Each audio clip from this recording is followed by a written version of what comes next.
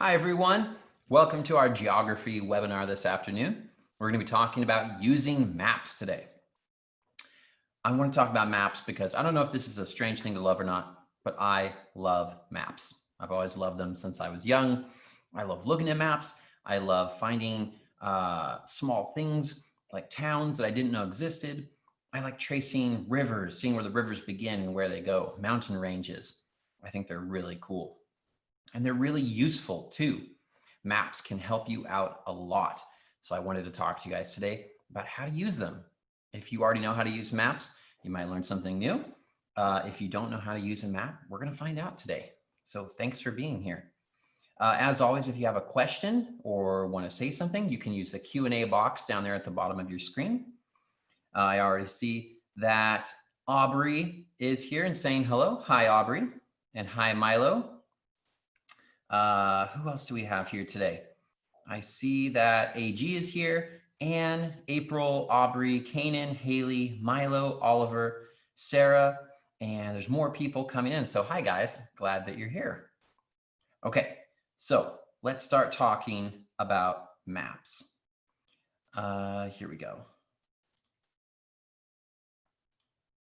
Okay, so map use falls under the category of geography because geography is a subject of the surface of the Earth and how the planet works in terms of where things are, what the land looks like, different land forms. And maps that show where things are on the surface of the Earth is part of that subject. So the word map, I wanted you to know, comes from a very old language called Latin that is from the country that we now call Italy. In that language, mappa meant a cloth or napkin, which is what people might have used when they wanted to draw a map. So the word mappa has come down all these years, and we now say map. But it originally was just, something that you're drawing on. Every map is trying to show part of the earth or of the sky. This has always been very useful to people. Why? Because people like to know where they are and how to get where they're trying to go. Maps help us do that. If you don't know where you are or how to get where you're trying to go, you can get into some dangerous situations. If you imagine going out and hiking on a mountain or on a trail in the wilderness and you've never been there before, you might quickly find yourself lost without a map. There's two main types of maps that people use. There are paper maps and there are computerized or digital maps. There are maps that people have on a phone or on a special device that they can kind of look up and see where they are. But both of those types of maps are very, very important for people that are going out into areas where there's like not a lot of other people around. If you get into a dangerous situation and there's no one else there to help you, you're going to need a map probably to find out how to get back to other people, to cities or somewhere that might have food or water or medical help. This is just as true on land as it was on the sea. Back in the old days, people that are out on ships or traveling across the ocean, they still use maps just as much as we do. The maps that they use are usually computerized. But without a good map on the ocean, you could get completely lost and not know where you are, how to get back to land. In a storm, you could get completely turned around and go the wrong direction. Instead of going up the coast to a safe harbor, you could find yourself accidentally going further out to sea and not knowing how to get back. So that definition earlier where we were talking about how maps can show the land or they can show the sky, well, maps of the stars that are in the sky were very important and are still important to people traveling by ship. It's harder to see during the day where you are, but at nighttime, if the sky is clear and all the stars come out, a map of the stars, you could look up at stars in the sky and see where you are, or at least which direction you're pointing based on your map. So where do maps come from? And who made the first one? Some historians and archaeologists believe the oldest map ever discovered was carved on a mammoth tusk. A mammoth, you may know, was kind of like an ancient elephant. They looked a lot like elephants, but they had like a lot of fur. You know, we don't really have them around anymore, but they had these big long tusks, these big teeth that stuck out in front. And if these archaeologists and historians are correct, these carvings you see here, they kind of took something sharp and they carved all these lines into this tusk. These historians, they think that these carvings, that they're showing hills and water in an area of what is now the country called the Czech Republic in Europe. So they looked at all these lines here and they think that these are showing valleys and hills and water, and that the people that made this would use this. They would carry this tusk with them and kind of remember how to get back where they were going. Because at that time, they had not invented paper yet. They had no paper maps. They definitely did not have computers or anything like that. So this was a way that they could, you know, figure out where they were and how to get back home. Maybe if you traveled really, really far away from home to hunt some animals, you could use this possibly to get back. So these carvings were made 27,000 years ago. Scientists have ways of, you know, they can look at an old object and they can figure out how old it is. There's a complicated scientific process that lets them do that. But they figured out that this tusk was 27,000 years old, is probably when these carvings were made. They weren't discovered until 1962. So that was a long, long time that this tusk was like probably in the ground somewhere, not being discovered. And when they did find it, I think it took some study and some figuring out to figure out what all these lines were supposed to be. So over the next several thousands of years since those first tusks, people discovered easier ways to keep track of the land around them and the sky above them. There are some, around the world, we have found different cave paintings. There are some really famous cave paintings in France, for example, where there's like a lot of bulls and other animals that are painted on these walls using like kind of natural dyes and chalk and charcoal and stuff like that. And some scientists, some historians were looking at these cave paintings and they think that some of the dots, like the dots of where the animal's eyes are, they were looking at this on the wall and they realized that the dots seem to be in the same arrangement as some of the stars in the sky, the constellations. And these historians think that these cave paintings, in addition to being really cool paintings, they think they might be another very early version of a map. Maybe at that time, the hunters might have found like a really good place to go hunting, and they might have known, okay, in that spot, the constellations overhead looked like this. So they painted it on the wall to be able to show other people, like, you've got to go that direction. If you look at the constellations, you'll be able to know which way to go to find a really good place to go hunting. Looks like there's a few questions that have popped up, so I'm going to take a look at that really quick.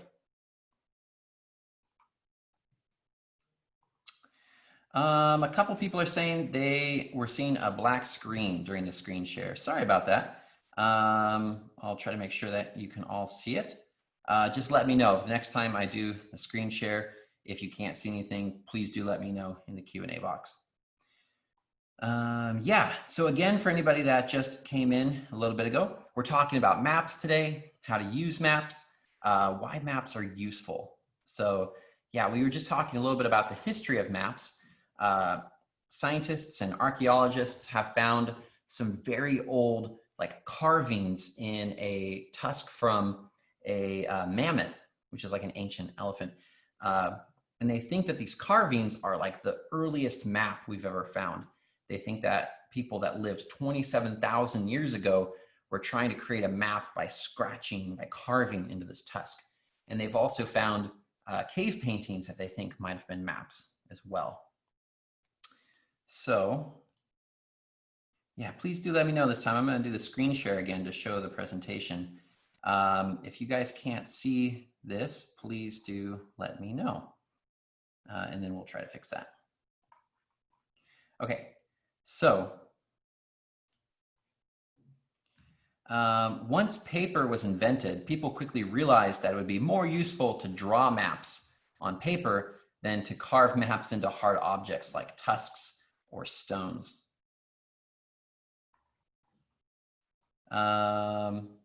Interesting. Yeah, some people are saying that they can't see this screen share. Sorry about that. We'll have to try to figure out why that's going on.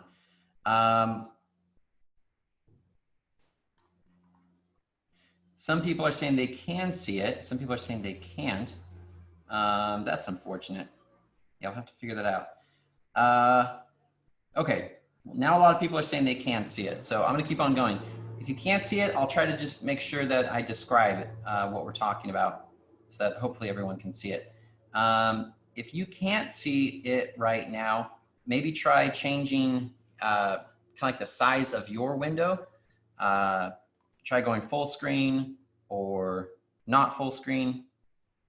Looks like the majority of commenters are saying they can see it. Milo, try changing your settings around a little bit and we'll see if we can figure that out. Maybe go, change how you're looking at the picture. Check back in with me, Milo. Let me know how it's going. Okay, so here is a very early map from the Middle Ages. The Middle Ages were a time, a long, long time ago. In Europe specifically is where this map is from. We think this map was drawn between the years 560 to 636. And if you look at it, it doesn't look very much like what we think of as a map today. There are these circles, and you will see up at the top, it says Asia. And then below that on the left, what those letters are trying to spell out is Europe. And on the right, bottom right, it says Africa. So this was one person's drawing of the rough positions of Asia, Europe, and Africa. In this drawing, of course, we would normally probably rotate it a little bit to the right. We would think of Europe being kind of on the upper left, Africa being on the lower left, and Asia being over the right. But they had different ideas at different time periods about how you might draw something. Oh, good. Milo says in the Q&A box that it's working now. Glad to hear it, Milo. Thank you. Thanks for keeping me updated. Okay, so this was between 560 and 636. And it doesn't look very much like what we now think of as a map.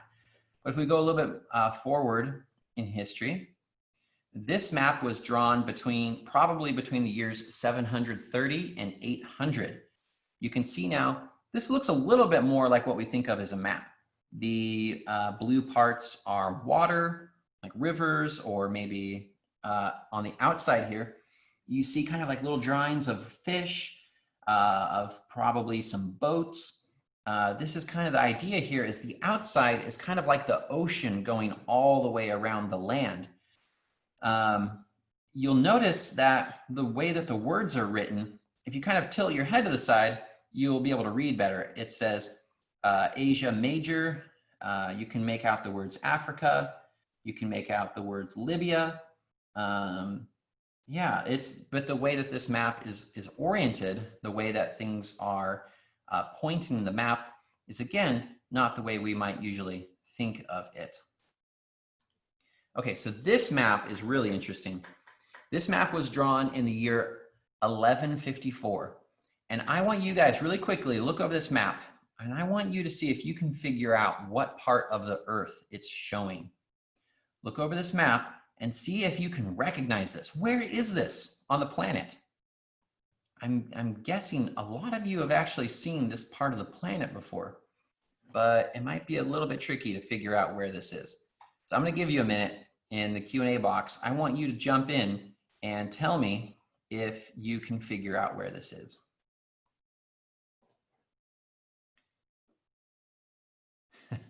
Yeah, one commenter in the Q&A box says, this one looks much more like a map. I agree.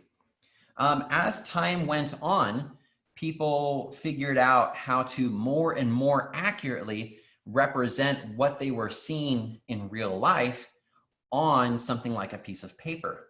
That's what every map is. It's looking at something that exists in the real world and saying, how can I draw this or show this to other people? We could make like a really simple map. If somebody was asking like, where's your house in this neighborhood? You could just get out some, like wooden blocks, or let's say you had a couple salt shakers on the table, some forks and knives at the dinner table. You could show somebody really quickly with just objects on the table where something was. You're taking a big area of the real world and you're trying to show it or represent it in a much more small way with like objects, or in the case of specifically a map, you're trying to show what something big looks like in a very small space. So that first map, that earliest one, I don't know that they did a great job representing what the real world looks like on paper. But as time went on, people that make maps got better and better at making real measurements of how big things were. They got better at being able to draw in ways that people could really recognize what things look like. So yeah, are there any other? Okay, so let's see. Here's some guesses. AG says Europe. Aubrey guesses Germany. There's a Ron Beer says, is it a map of the whole world?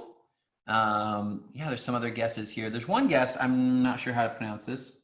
It looks like it's mostly a series of numbers. Sarah says, that's probably not in the United States. You're right about that.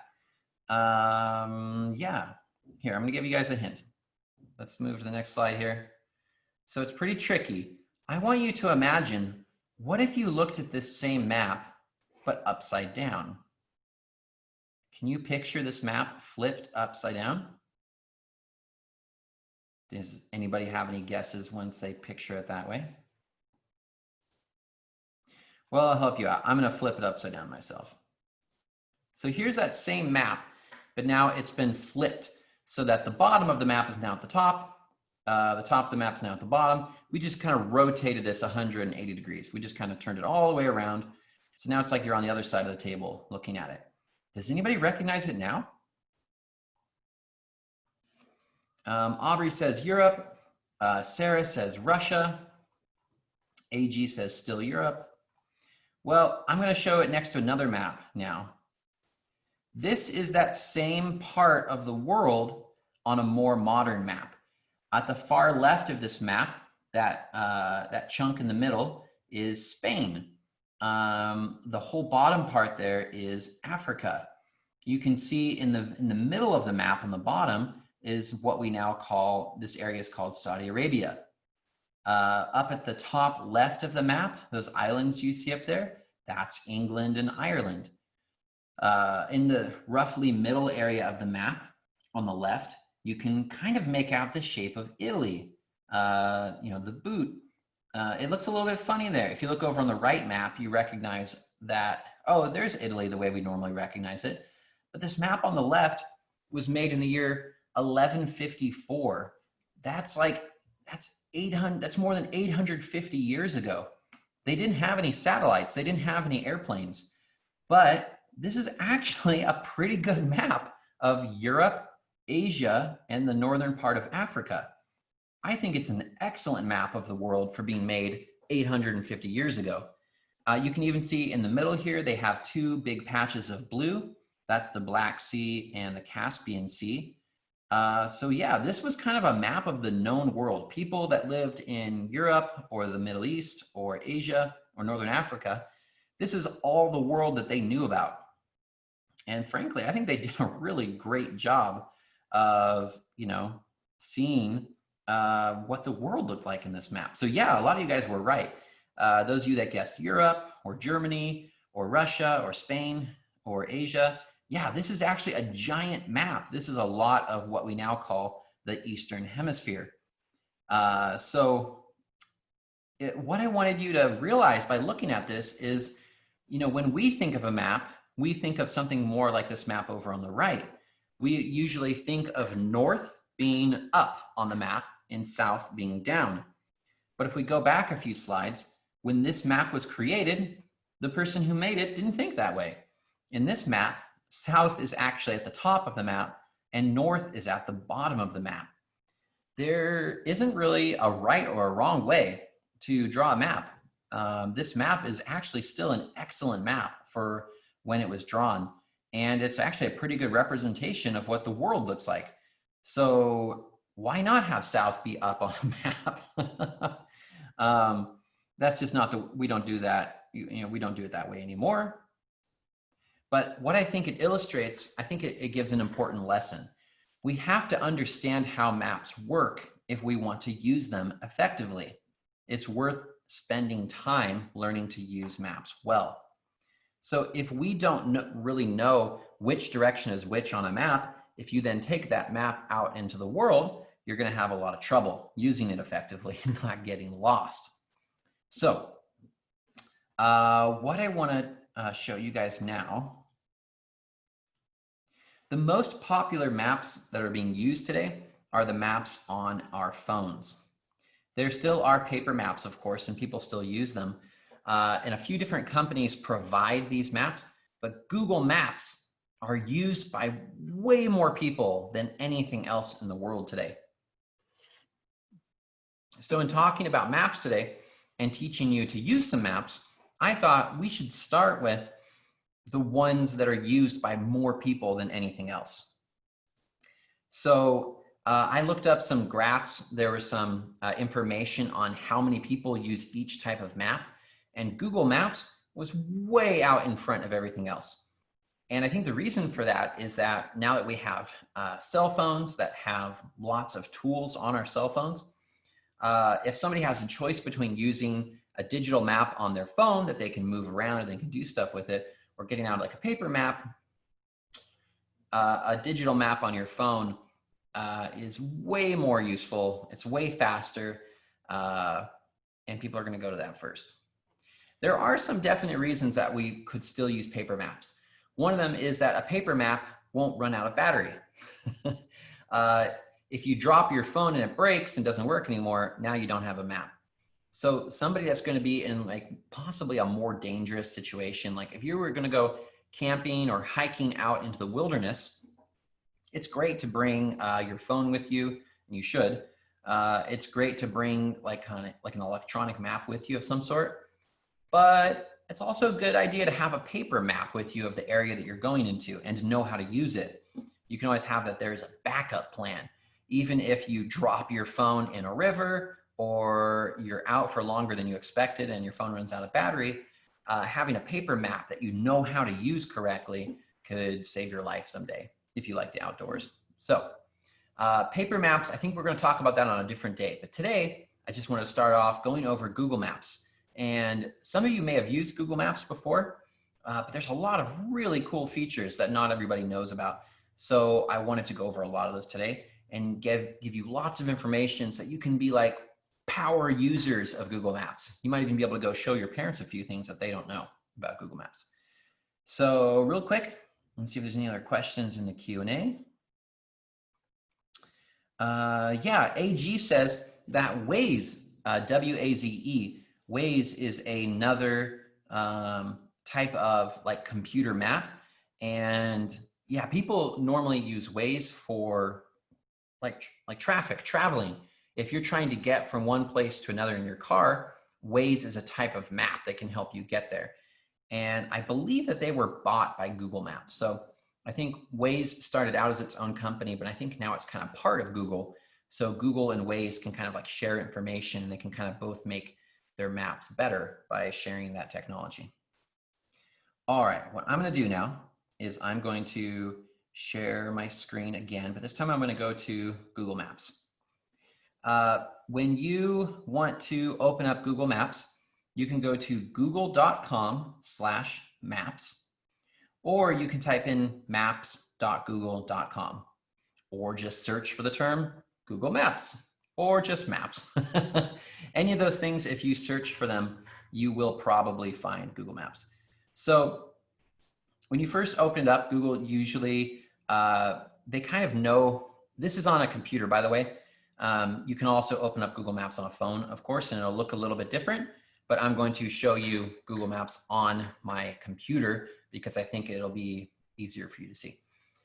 So usually when you open it up, they kind of know where you're using your computer, so they can usually open up the map showing where you are in the world.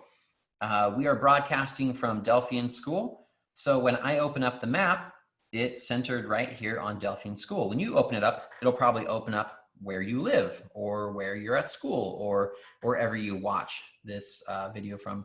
If you open it up, you'll probably know where that is. So there's a few things about maps that are really important. Any map you use, you kind of need to know which way is which. Just like in that ancient map, well, really old map from Europe made in 1154, you have to know which way is which. When you open up Google Maps, up on your screen is always going to be north. There's ways to change that, but when you open it up, up is always north. Over here on the bottom right, I want you to look way down here on the right, and you'll see some words down on the bottom of the screen. It says map data 2020. It says United States, terms, send feedback. You can ignore all that stuff for now.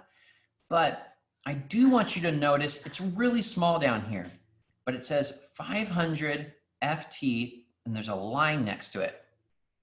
Does anybody know what that is? Does anybody in the Q&A box know why it would say 500 FT and then have that line next to it? I'm going to give you a minute. Kanan knows. He already jumped in there. He says that distance is 500 feet. You are correct. This little line here, it's saying, you see how the line sticks up a little bit on the left and it sticks up a little bit on the right? What it's saying is that in real life, that distance from there to there on that line is 500 feet. That helps me know when I'm looking at my map, how big is the area that I'm looking at. I'm going to scroll out. I can do that I can click on this little minus sign here, or I can use my mouse wheel. If I pull back on the mouse wheel, I will zoom out a little bit. And I actually want you to look at that 500 feet right there. Look at what happens when I zoom out. When I pull back, when I zoom out, that changed. And now it says 1,000 feet. That same chunk there from that part of the line to that part of the line, it's like a little ruler. It's saying that's 1,000 feet. If I keep on zooming out, 2,000 feet. Now it's saying 1 mile. From that point on the line to that point on the line is 1 mile. What that does is it helps you see how big of a space you're working with. Maps are not very useful if you don't know how far away things are. Let's say you had a map of the forest and you wanted to go on a hike, but it didn't tell you how long that trail was. You might set out to get to the next place on the trail where water is. And if it didn't tell you how long the trail was, you might not know that that next place with water is like 50 miles away. This little line is called a scale. And all that word means is this is like the ruler for this map. Just like you have like a wooden ruler in a classroom, that little line is the little ruler for this map. So if you're looking at like a trail in the woods and it says 1 mile and you kind of look at the map and you measure that, you'd be like, oh, okay, this trail only goes 1 mile. I won't have to walk that far to get some water. So you might have already known that, but I want to now show you something else. There's a cool feature that Google Maps has that not many people know about this. Let me find, this is Sheridan right here. This is the town that Delphi is next to. And if we zoom back in over here, here's Delphi again. Okay, so this, I hope you can see my mouse when I move it around. But what I can do is I can actually, let's say I want to know how long is the road from the top of Delphi down to this main road. Over here on the right, it's labeled Rock Creek Road. How far is the road from the school to Rock Creek Road? Well, what I can do is I can actually take my mouse and I can right click on any point here. Let's say I'm going to right click right here where it says Delphian School. When I right click, there's a whole list of things that come up. Directions from here, directions to here, what's here, search nearby, print, add a missing place, add your business, report a data problem. We're going to ignore all that for now. Measure distance. This is actually pretty cool. I'm going to left click on that. And what it's going to do is now I'm going to left click at another point. And what it's going to do is it's going to start measuring the distance. And I can click over and over again if I want to. And you'll see the numbers there. So far, I've clicked 3,014 feet. But if I want to, I can keep on clicking all the way down the road. I've done this before because I was like, if I run all the way to the road, how far have I run? 1.58 miles. So if you run from the front of the Delphi building all the way to our gate by this road, Rock Creek Road, you have run a little bit over 1.5 miles. So if you run all the way down the hill to the gate and back up, you've run about 3 miles. That's pretty cool. So I'm going to close that. Now, let's say if you've ever heard the term "as the bird flies," it just means in a straight line. If I was going to run from the front of the school down to the middle of Sheridan, I'd have to follow the road. But how far would a bird have to fly? I can right click, measure distance, and then click on the middle of Sheridan. Sheridan is about 2.5, a little bit over 2.5 miles away from the front of the school. So that's a little trick that I don't know if your parents know about that one. If you want to show your parents, be like, hey, I can measure distance on Google Maps. Just right click, measure distance, and left click, and you can find out. You can also grab this point right here. If I click on that and I move it around, I can move that and it'll keep on changing. You'll see the numbers changing there. You know, it can keep on changing how far away things are. If I just asked, oh, what's 3 miles away from me right now? I can just go to 3 miles and I can move that. That's about 3 miles away. Pretty cool. All right. So here's another feature that some people know about, but if you don't, it's really useful. In the bottom left-hand corner, you'll see this word satellite. This, when Google came out with this, it was like a big deal because what you're looking at right now is what maps usually looked like. But Google basically took a whole lot of satellite footage. That means actual photographs taken by either airplanes or satellites. And they put them out here on the internet for free so that when you click on that, you can actually see what things look like from the air. And they made it so that when you scroll in, the image will get sharper or, you know. So that's Delphi right there. That's actually our school. I am inside this building right now, broadcasting to all of you over the internet. If I zoom out, you can see the fields around the school. You can see here is Sheridan, the little town that we live next to. This is what it looks like. You know, there's a little river going through town. You can see where there's a coffee shop. All kinds of things are labeled. The public library that I go to with my kids. It's pretty cool to be able to actually see what things look like. And it gives you a real sense of how far away things actually are. Being able to zoom in and out, be able to look up and down the roads.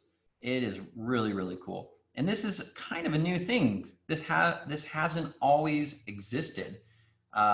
This is in the last couple decades that they came out with this. So yeah, it's a cool feature. You should check it out. Another really cool feature somebody just mentioned in the Q&A box that I think you should see is over here in the bottom right-hand corner. You see how there's this little yellow stick figure looking guy? Believe it or not, Google had these special cars made with cameras on them, and they drove down almost every road in the country. Yeah, like almost everywhere. And they took pictures so they could put it here on Google Maps. So let's say I wanted to see what this bridge right here looked like. Let's say I'd never been to Sheridan and I wanted to see what this looked like close up. I grab that little guy and I drag him over. In all the blue lines here, this is everywhere they've taken pictures. So I can just drop it right there. And now it shows me what it looks like in that spot. This was when they were doing some work on the bridge. So they have this big plastic sheet up here. Anyway, that's what Bridge Street in Sheridan looks like. And I can actually click here and I can move up and down the road if I want to. I can jump all the way over here. I can jump way down the road. So you can see you know, some of this park, some of this walking area, and, you know, this is like the little river walk next to the river.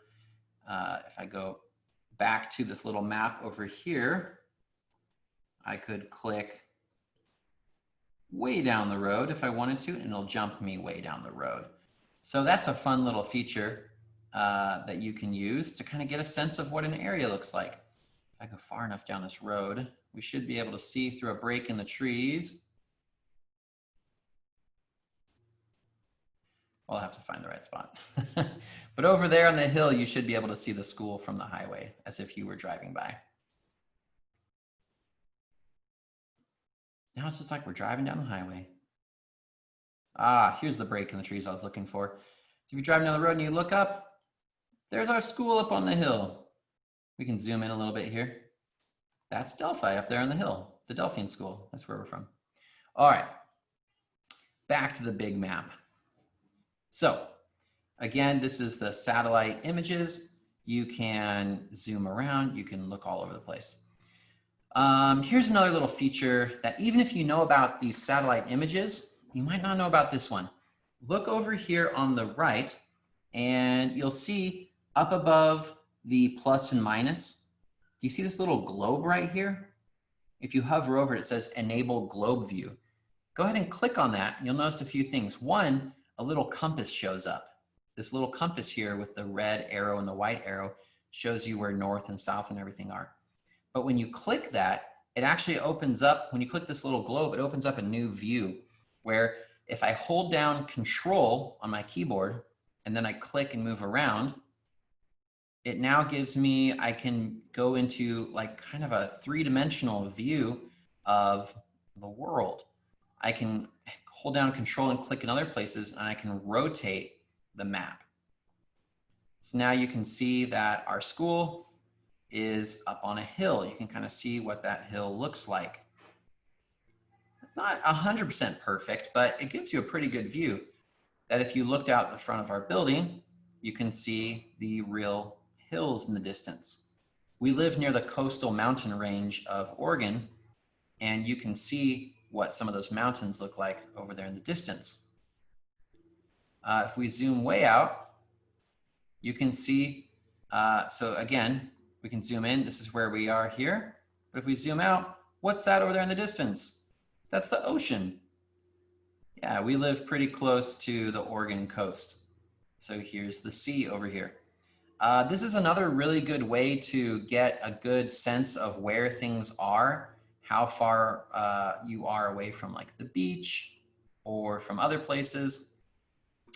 If I click that red arrow again, it kind of snaps the view back to a, you know, north is up, looking down kind of over everything view.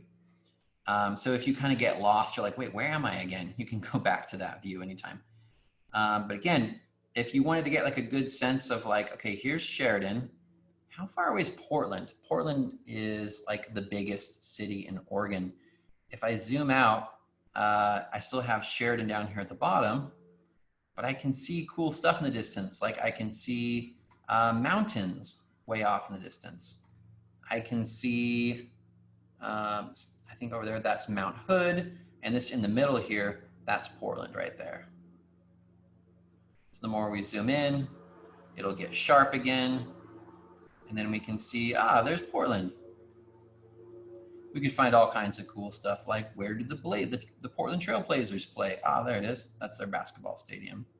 Here's the bridges of downtown Portland. So this is a lot of the bigger cities too. They'll have modeled with 3D modeling. They've made the buildings kind of stick out so you can actually see what like downtown skyscrapers look like. As you rotate it, it really gives you a good sense of, you know, what does this city look like? We could jump over to San Francisco or New York, and you can kind of fly through downtown if you want to. You can see the parks. You can see what it's really like in those cities. Right here, hey, it's the best bookstore in the world, Powell's Books. This whole city block here is one big bookstore in Portland. They're amazing. If you zoom in more, if you keep on scrolling in, it'll actually jump you down to Street View again. So this is a great tool for exploring a map and figuring out where things are. I'm gonna see if there's any questions in the Q&A box that apply to this map. Kanan says, are there some famous buildings you can drag the character into to see the inside of them? Yes, I believe that's true. You guys should definitely jump on the computer and play around with this because it is really fun. Somebody asked, what are those little pictures next to the character? Those are, if you click on that down here in the bottom right, it brings up kind of like local things. It kind of gives you, these are some like photos of things that are near what I'm looking at. So I could click on that photo and it jumps me over to photos of like, this is downtown Portland. This is the river in Portland. So they're kind of like, it's trying to tell you like, this is stuff near where you are. So that's pretty useful. Okay, another person asked, how do we get to street view again? Okay, so in the bottom right, you have to find this little yellow guy. When I put my mouse over him, you see how it kind of has him jump out a little bit. You click on him and then you drag it over. All the blue lines are places that they have pictures of. So if I drop that guy somewhere, I can also, without letting go of the mouse, I can drag it around and here's where the Portland Timbers soccer team plays. I can drop him right there and it'll jump me down to street view. And there we go, Providence Park, where the Portland Timbers soccer team plays. There's their stadium. And then if I click on, if I kind of go back, it jumps me back out to the map. So there you go. Yeah, so I'm gonna zoom way out. This is Portland up here. I'm gonna move back down towards the coast again, where we are. By the way, satellite view, because it can be a little bit confusing because they're showing you what things look like, and it can actually be a little bit easier to get lost where you are on the map. But here we are again in Sheridan. The school is up here on a hill outside of town. One last thing before we end off, one thing that you really have to know, I'm gonna click back on map in the lower left-hand corner. I think the other thing that is the most useful thing about Google Maps is, here I am at the school, and let's say I want to find the closest movie theater, or let's say I want to drive to a movie theater in McMinnville. I can search for movie theater, McMinnville, Oregon, and it will find one.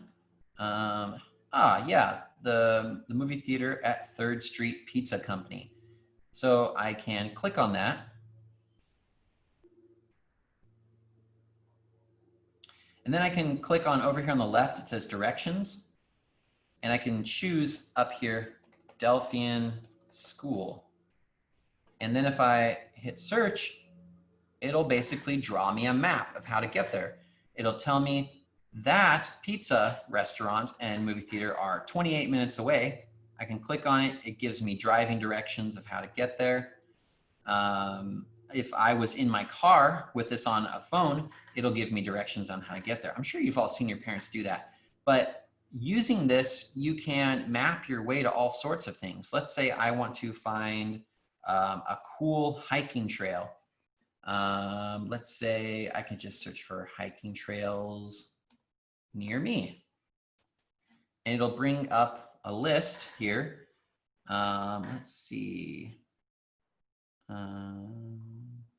Erratic Rock State Natural Site. I'm like, oh, that looks interesting. Click on it, directions, and it shows me how to, oh yeah, I have to tell it where to start it out at. So Delphian School, and it'll give me a little map of how to get there. And that's pretty useful.